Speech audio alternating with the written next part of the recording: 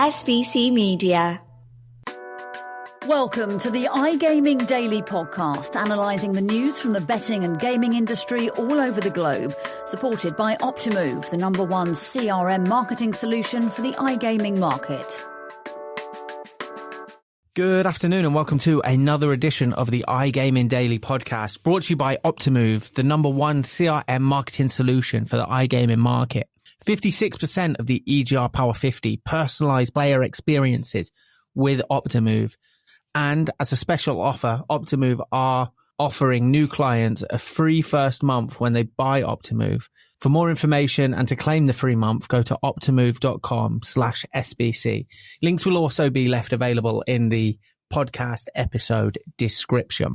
For today's episode, we're going to talk about something really different, a really unique sporting event that has been scheduled that has really polarized opinions and is also set to change the broadcasting landscape of sport, something that's kind of been lost in the uniqueness of the event. And I am, of course, talking about Jake Paul versus Mike Tyson, which I think is on scheduled for July the 20th from the AT&T Stadium in Texas, which could be significant because it means that it will potentially be sanctioned in Texas. But yeah, I think he'll be 58 at the time, Mike Tyson, against 30 years his junior, Jake Paul, a really unique event. And I'm here joined by Martyn Elliott to discuss this. Martyn, firstly, how are you? How is everything? Yeah, I'm very well, thanks, Joe. I would love to have been talking about Mike Tyson about 30 years ago. Yeah, I think you could, probably just from that comment, you can see what I think of the idea behind this, but interesting. Yeah, well, that was my first question to you. When you saw these two guys, on this poster facing each other, the fight announcement, your initial reaction was? I just thought it was a joke, to be honest. I thought it would be it was publicising something else that the Paul brothers would be doing, but sadly not. From Tyson's point of view, I don't see what he's getting out of it apart from a big pile of cash, I imagine, which is always nice. I guess if someone wants to give me a big pile of cash, I probably would fight Jake Paul for it. But I think from Jake Paul's point of view, it gives him, I guess, a big name on his resume and so on. But it's a little bit bordering on the unsafe, I would say, to put a 58-year-old man in there with, Jake Paul, whatever his background, he's in serious shape. He's a proper athlete and he can punch a bit. There's no doubt he's got some power in his hands. So I have some doubts about, the spectacle will be fun on the day. There's no doubt Netflix will put on a really good show with this. But yeah, I just have that bit of doubt that it's not safe, and the Texas Boxing Commission should not be sanctioning this. Okay, let's shelve that for 1 second. There's obviously so much to dissect about the fact that the guy that was the baddest man on the planet now, he's now nearly 60s and he's fighting Jake Paul of all people. There's so much to talk about that. Let's firstly talk about Netflix and Netflix moving into live sport taking a very strange avenue to do so with this. But as you say, it will be a big event. How significant is that to sport in general and also to combat sports, the fact that this is where it seems like their interest lies? Yeah, well, Netflix, on their sort of earnings calls and so on, they've consistently said, no, we don't think live sport is right for us. It doesn't fit our streaming model. We prefer the documentary approach, the drive to survive and that kind of thing. But this isn't actually quite their first step into it. They've had a tennis game, which I think was Rafa Nadal against Alcaraz, which is, as big as it gets in tennis, apart from the fact it's not in a heritage tournament, so it was a friendly to all intents and purposes. They've also had this bizarre golf tournament in which professional golfers teamed up with F1 drivers to have a couple of rounds of golf in, I think, Las Vegas, which is, if you're as old as I am, you remember International Pro Celebrity Golf with Peter Alliss on the BBC. They've just borrowed from that format. And they've now gone with this sort of, I don't know, we call it influencer against retired boxer, celebrity type matchup. And I guess it's a bit of a precursor to when they get WWE from 2025. I think they're getting WWE Raw, aren't they? So I wonder if it's a bit of a toe in the water, see if they can make pretend sports work, shall we say? Well, that's a bit harsh on the athletes involved, obviously. But I think there'll be a lot of people who work in the sporting world will be keeping a close eye on this and a close eye on the viewing figures, because if there's another broadcaster comes in with a big checkbook for some of the more mainstream events, it'll be the leagues and the teams and the individual athletes who are the winners. Yeah, and I think wrestling fans up and down the industry are elbow dropping their laptops at the sighting of pretend sports. But it is a fascinating event, and it's interesting that you say, that they've always said it doesn't fit their type of model.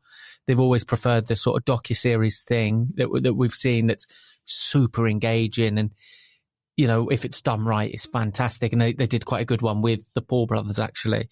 But what I would say is, I think that fuels the live streaming product. I think if you can lead into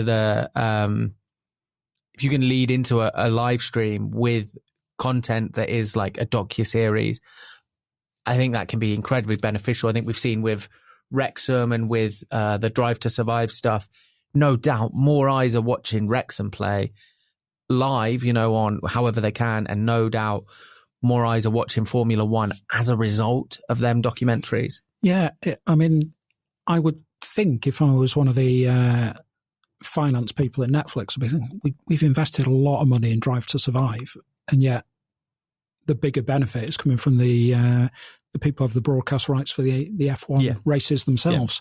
Yeah. So that there is some logic in Netflix experimenting with actual sport, and it'd be really interesting to see what budget they've got to spend on live sport.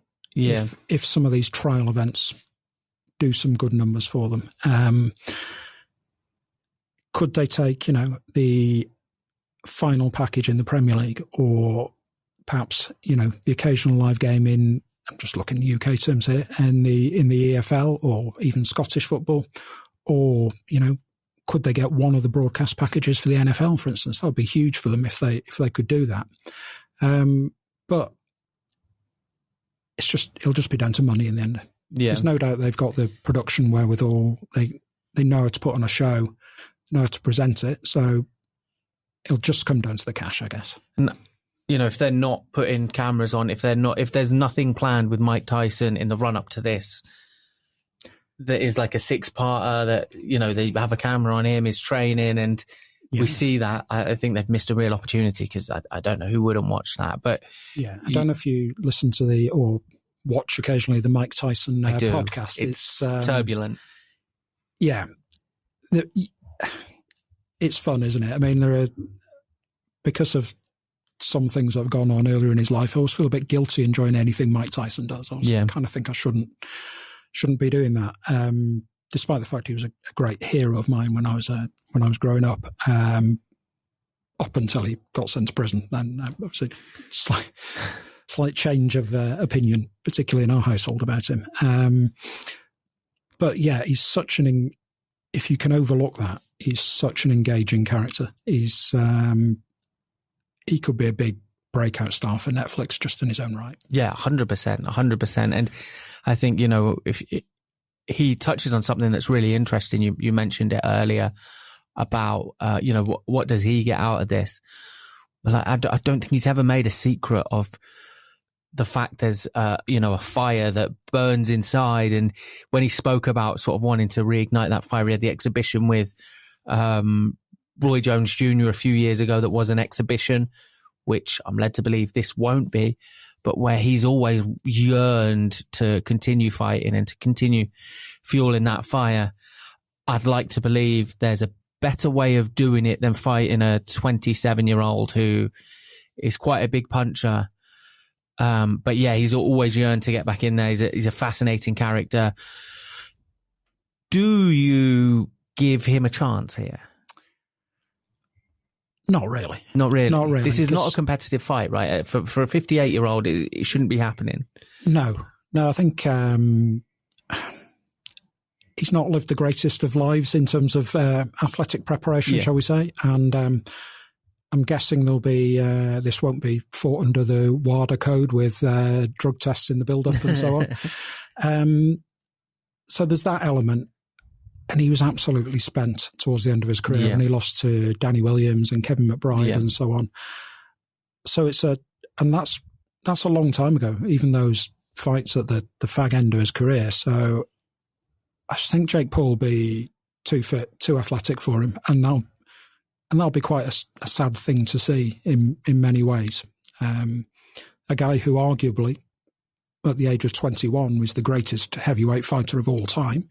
He's almost unbeatable. He was so good at that age. So to see him lose to an ex-Disney star turned whatever it is, YouTube celebrity or something. Is he? Antagonist as well, I would say. He plays the role of bad guy quite well. He enjoys being disliked. So I don't think that lends itself to, Can I have a counter proposal for this?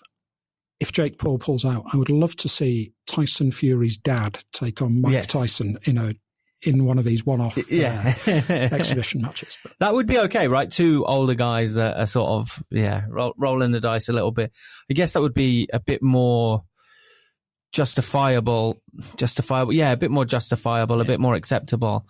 I think what's worrying here from a Netflix point of view, in my opinion anyway, is the reaction I've seen from sort of boxing fans and from sports fans who, like yourself, adored Mike Tyson back in the day, is one of just pure disdain, really.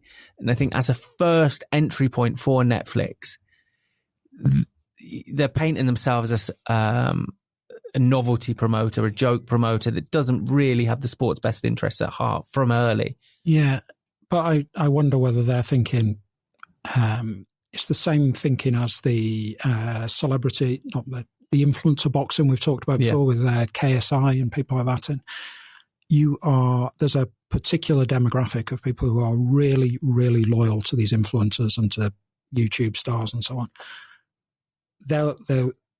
They will no doubt be buying Netflix I'm not sure whether this is going to be pay-per-view or part of the standard Netflix package. They will definitely buy this and are probably more likely to stick around than someone like me who consumes most of my sport on, normal broadcast TV. I spend a fortune to have many Sky Sports, TNT Sports, Eurosport, etc. Yeah, at the moment. So perhaps it's just a reach into the Jake Paul. Tap into the Jake Paul market rather than the core sports audience. Although and I think Tyson will prove popular with that audience as well. Yeah, just because of the character he is. Yeah. Yeah, and he will bring in an audience himself. No, absolutely no doubt about that. And you mentioned, is it pay-per-view? I'm led to believe that this event is not going to be pay-per-view. It's going to be with the standard Netflix subscription, which, almost everyone has a Netflix subscription these days or knows someone that has one. So the eyes that will be on this event are really, really astronomical. It'll be, it will draw significant viewership, probably the most for a combat sports event that, in modern times anyway. And it's also going to be at the AT&T Stadium, which is an 80,000 capacity. So they're either going to go 60,000 or 80,000. Again, for such a weird event that isn't a big fight, it's a strange fight. That's massive numbers. And it also leans me to thinking that you can't put head guards on them and you can't make it an exhibition if you're putting 60,000 tickets out for sale. Yeah, absolutely. There's no way this could be fought under exhibition rules and, look like essentially, when you put the head guards on, it does look a bit like you're just in training. It doesn't look like a proper fight. I know that's not quite the scientific explanation of how the head guards work, but that's how it looks. One thing I find a little bit strange about these things is if you were, I don't know, an up-and-coming middleweight guy who's just got into the top 10, you'd be looking at this going, why am I bothering going for the world title? I could just fight some gadget off YouTube, get paid 5 times as much and become a superstar. It's well, I think they kind of did that with Jake Paul, right? Like his last 2 fights have been, and this Mike Tyson fight was signed before the WWE deal with Netflix. It was signed before that. So yeah, they did that before with Jake Paul. They had him fight sort of guys that were borderline journeyman, but they had winning records, and I think they were unbeaten, but these guys were going nowhere. They weren't great. I think if you watch the fights, they were pretty dreadful. And they don't do great numbers. They don't do very well.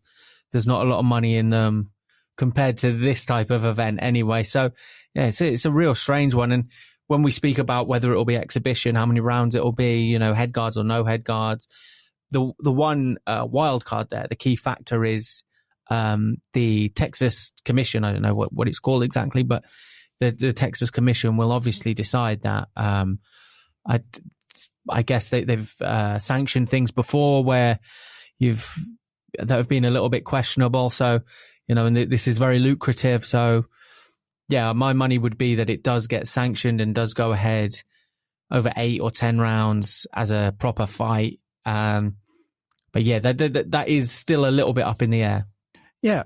I mean, that is a big question about it, I guess, but I can't see it going ahead under any other thing. They can just go unsanctioned. There's nothing to stop them having this as a sort of unofficial match, is there? So I guess the money is more important than the Texas Boxing Commissioner's signature on a bit of paper somewhere. Yeah, I think that will prove to be the case. I guess the other aspect of this is from a betting perspective. Obviously, we know Jake Paul has his better brand. They fantasy sports picks, that type of stuff. They're obviously going to have their brand plastered all over it, which might take away some of the room for other advertisers in terms of betting partnerships. I'm sure Mike will have somebody that is plastered on his back or something like that is a betting partner. But firstly, do you think there will be a reluctance from brands to get involved in this commercially? Because it is such a weird event. We're watching a 27-year-old probably knock out a 58-year-old. Secondly, how do you price this stuff? Yeah, well, the first one is easier to answer than the second one. And just to go back a little bit, my understanding is that Jake Paul's involvement in Better may prevent Better being able to offer odds on this fight in some of the markets it's licensed in. That makes a lot of sense. US, just for regulatory purposes. So it might not be a great promotional opportunity for Better. I would expect this will go to a crypto casino, because those guys love to play, love to be seen to be playing by different rules. They love combat sports. They're huge for crypto casinos. And I think Tyson has actually been brand ambassador for some of these people, and certainly some South American betting brands as well. He's been involved with. It used to be Parry Match, I think. Didn't he used to be a brand ambassador? Yes, back in the day, Parry Match. Conor McGregor and the brand ambassador pairing you wouldn't invite round to your house for tea. So yeah, I would think it won't. I can't imagine it'll be stake, but it might be a Roobet or a BC Bet or one of these type of crypto casinos. Even a casino, he's always been quite big into casinos, Tyson. He's always had branded slots, and I remember branded blackjack back in the day as well. So yeah, maybe I think there will be partners there for it, right? Yeah, without a doubt. And how do you price it? Yeah, you're ducking the big question here. Okay. Who I guess Jake Paul's going to be favourite inside the distance? I would think so. You'll be starting off with that, surely, if you're pricing it. This is a really good question. This has a feature article written all over it. I'm going to go and email a load of people who work in work in trading rooms. Coming soon to a Leaders magazine near you, I'm sure. Yeah, absolutely. But yeah, I mean, surely all the money will be going on Paul to win. Do you think? See, I was just thinking the opposite in my head, I'll be honest with you. And I was just thinking about the opportunity for, in terms of betting engagement for sportsbooks, for the nostalgic 40, 50-year-old that has watched Mike Tyson, that is going to watch Tyson highlights. He's going to see on their Facebook a clip of him punching the pads and looking still like he's got a bit left, when really we all know. And they're going to see Tyson at probably 7 or 8 to 1, something like that, and they're going to have a bit of money on that. If I was the marketing guy involved, do you remember what's he called? Buster Douglas, who beat Tyson back in the day? He only one casino in Vegas offered prices on that, and they made Douglas 38 to 1. Douglas was. Wow. And if I remember rightly, they only took one bet on that. Everyone else piled on Tyson. And there's a ESPN documentary about one of the 30 for 30, yeah. Yeah, and I think it's called 38 for 1 as well. So I might just cash in on that, make Tyson 38 to 1. Just as a marketing. Play. Yeah, that's a great shout. It's a really good shout. Because I don't think you're going to lose any money with people betting on Tyson. No, I think, it's a really awkward one to price. I don't know how you would do rounds, because obviously all this money on the event, I don't think, if he can knock him out in the first round, I don't think he's going to want to knock him out in the first round, Jake Paul. I think he's going to sort of see him home for a bit. I don't know. A real challenge, and also an opportunity for trading rooms, because it's such a unique event, and I have no idea how I'd price it. No. But the other big question, are you going to watch? I'm incredibly critical of the event. I don't think it should be happening. Sign me up. I will be watching every minute of it, because it's going to be so interesting. Yeah, I mean, it's Mike Tyson. I love Mike Tyson as well. So yeah, absolutely. I'm going to tell you I haven't watched it at work on the Monday, but I will definitely watch it. And it's free to air on Netflix. So yeah, I guess a lot of people will be watching. I'll probably even buy into the hype and tell you that Tyson's going to knock him out as well. But a lot to discuss there, a lot to continue building up to with this fight. And it's not really just a fight, it's more the entry of Netflix, how they do that, how sports books and how betting operators market the event. The things we see in the build up to this event is going to be really interesting. And I look forward to discussing with you more, both in the office and on the podcast. And look out for that feature as well, because that is going to be a fascinating one. Thank you for listening to today's iGaming Daily Podcast, supported by Optimove, the #1 CRM marketing solution for the iGaming market. If you want to find out more about some of the subjects raised today, feel free to explore any of the sites in the SBC News Network, or check out the latest edition of the SBC Leaders magazine. Happy reading.